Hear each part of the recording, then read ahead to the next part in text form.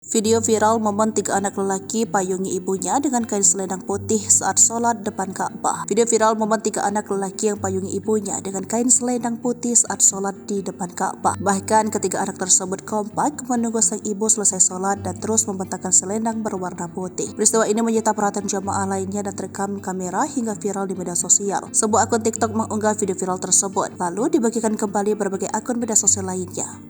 Salah satunya akun Anonim Indonesia Mood Jakarta pada Jumat 30 Juni 2023. Nampak dalam video tersebut, jika ketiga anak lelaki yang sudah dewasa itu berdiri, ketiganya sambil memegang selendang dari berbagai sisi, alhasil membentuk sebuah kain yang terbentang. Kain tersebut digunakan untuk melindungi tubuh sang ibu yang sedang sholat di depan Ka'bah. Momen ketiga, ada 3 orang anak laki-laki yang payung ibunya ketika ibunya sedang sholat depan Ka'bah, tulis keterangan unggahan. Ketiga anaknya tersebut kompak menunggu sang ibu melakukan ibadah sholat.